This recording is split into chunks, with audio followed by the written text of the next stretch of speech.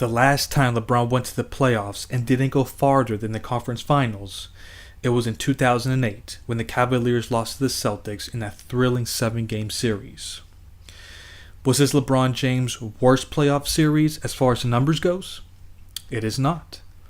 There has been 4 different playoff series where he has averaged less points per game. You could probably guess what his worst series was. And that's the 2011 final series against the Dallas Mavericks, where he averaged 17.8 points per game on 48% shooting. So it's not like this is the worst we've seen from LeBron. Now, I'm not here to talk about if this first round series has ruined his legacy or whatever. There's no reason to waste our time with that. We know his accomplishments, and there's nothing he can do at this point to ruin it. His place is set in stone. However, there is a reason to believe that this is where we see the decline in LeBron's career. That his best days are behind him. That his days of him being the best player in the world is over. How do we know this? Well, there's a famous saying from Mark Twain that goes, "History doesn't repeat itself, but it often rhymes." So all we have to do is go back in history to find the answers. The one simple thing that we have to look at is LeBron's age.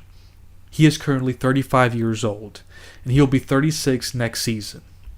35 is a magic number, and there's more than enough proof that show that when legendary players reach that age, they either retired or were just a complete shell of themselves. For instance, here's some of the legendary players that have retired at 35 years of age or younger.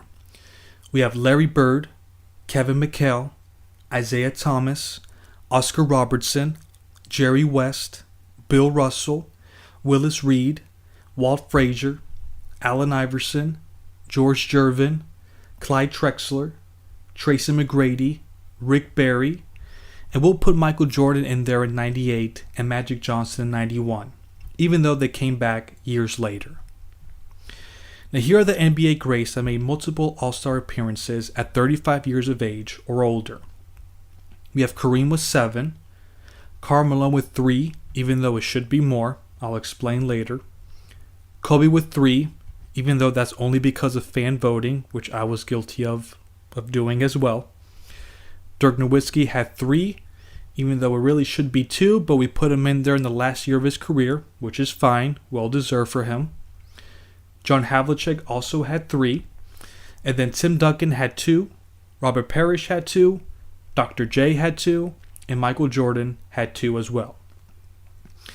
Now notice that players like Hakeem Olajuwon, Dwayne Wade, Vince Carter, Ray Allen, Reggie Miller, Shaquille O'Neal, Moses Malone, Charles Barkley, Dominique Wilkins, Paul Pierce, Kevin Garnett, Jason Kidd, Steve Nash, Gary Payton, Patrick Ewing, Scottie Pippen, and David Robinson, who are all all-time greats, who all played into a very late age, are not on this list.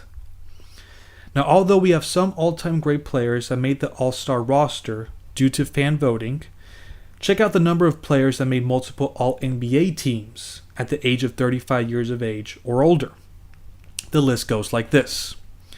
Kareem had 4 appearances. He was first team in 84 and 86. He also made the second team in 83 and 85. Karl Malone had 3 appearances. He was first team in 99, second team in 2000, and third team in 2001. And finally we have Tim Duncan with 2 appearances. He was a first team in 2013 and third team in 2015. And finally we have this stat for those who can't believe LeBron couldn't do more in the first round series against the Suns. Here are the NBA players over 35 that have averaged over 25 points per game for a playoff series. Kareem has done it for 5 different series. Karl Malone did it twice, and Alex English did it once in a 3-game sweep that he suffered. That's your list. So maybe we calm down our expectations on LeBron James. If we expect him to keep putting up MVP numbers, or even the same production as before, we are asking for something that's only been done literally a handful of times in NBA history. Only Karl Malone has won an MVP award while being 35 years of age, and he did that in the 98/99 season. He also finished 4th in MVP voting in 2000. Kareem finished in the top 5 in MVP shares from 1984 to 1986. And then Tim Duncan was 7th in 2013 at the age of 36. No one else has come close to being one of the top players in the league at that age. So it's completely normal to see a decline in LeBron's game at this stage of his career, especially considering the fact that he's played 17 seasons already and he's battled injuries 2 of the last 3 seasons. As the old cliche goes, Father Time is undefeated. But there are 3 exceptions of players that were still able to play at a high level. So you want to see some of the things that Kareem, Karl Malone, and Tim Duncan accomplished in their advanced age, and see if we can reasonably say that LeBron can match up to that. So let's start with Kareem, as his resume looks the most impressive after turning 35 years old, which happened in the 1982/83 season. Now, we won't be looking at his numbers from 1987 and onward, because the Lakers were indisputably Magic's team from that season on, and Kareem's numbers went down across the board. You can't blame him though, because he was 39 years old at the time, so it's expected that he would be reduced to a role player at that stage of his career. So from 1983 to 1986, he was the primary scorer for the Lakers and their rim protector. At that point of his career, that was his job for the Lakers. And even though many people say that the Lakers were equally Magic's and Kareem's teams, the numbers suggest that Magic Johnson was the most valuable player for that team. Aside from being the initiator of the offense, which no one was better at doing than him, he led the team in win shares, box plus minus, value over replacement player, and PER every year during that span, with the exception of the 83 season, where Kareem beat him out in PER. Kareem was also only the primary rebounder for one of those seasons, which happened in 85. So we have all the evidence to conclude that Kareem no longer had the burden to carry a team, as he wasn't the Lakers' best player. However, he was definitely their second best player, as he was still a problem for defenses, and he played a huge role for the Lakers. In fact, the Lakers seemed to rely on him more once the playoffs came along. For example, in 1983, he averaged for that finals run 27.1 points per game, 7.7 rebounds per game, and 3.7 blocks per game. And from 1983 to 86, which included 3 straight finals appearances, he averaged a combined 24.4 points per game on 56% shooting, 7.6 rebounds per game, 3.6 assists per game, and 2.3 blocks per game. His most impressive accomplishment is when he won the Finals MVP in 1985. He averaged for the series 25.7 points per game on 60% shooting, 9 rebounds per game, and 5.2 assists per game. It's an incredible accomplishment for a player at the age of 38.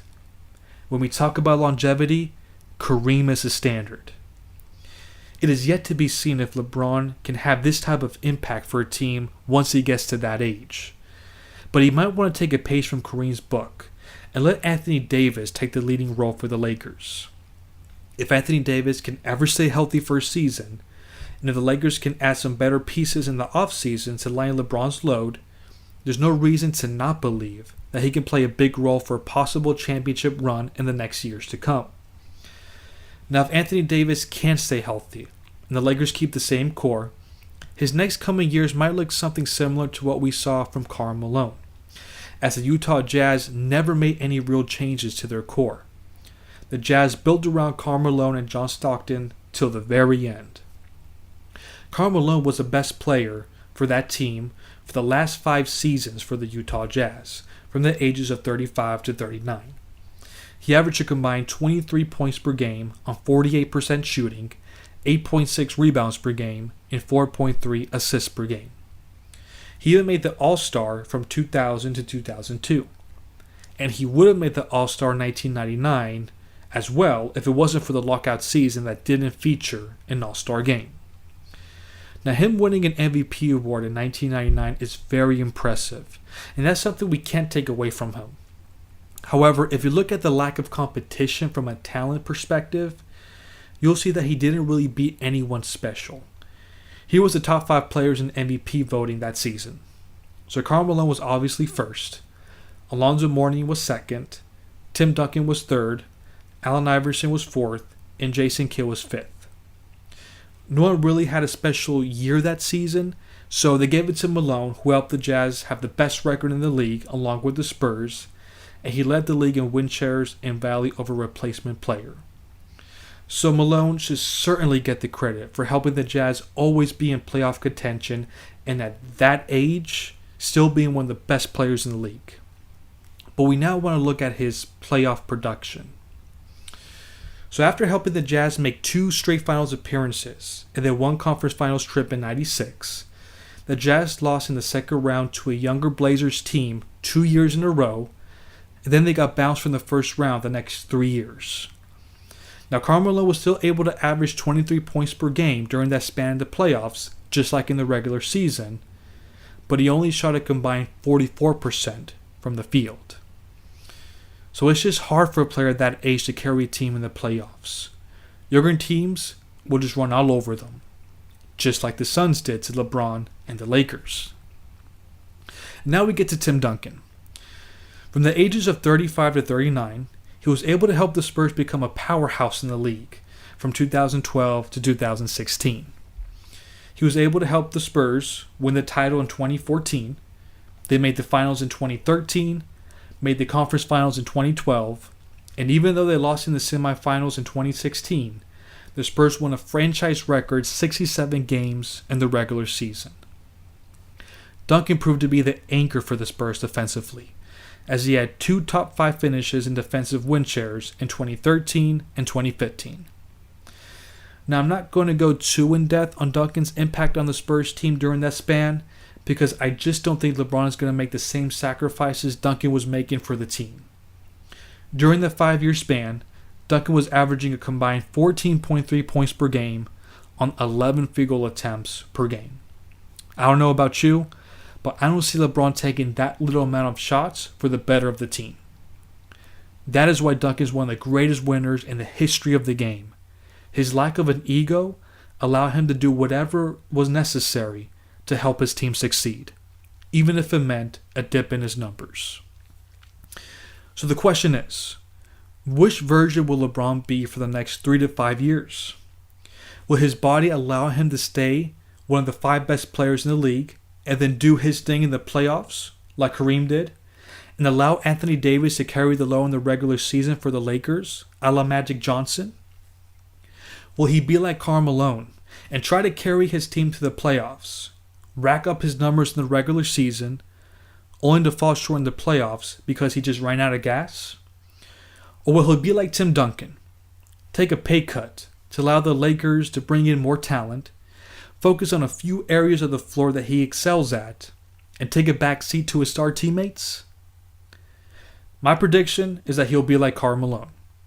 But with the Lakers and LeBron James, you'll never know what tricks they have up their sleeves to extend LeBron's career as long as possible. Thanks for listening.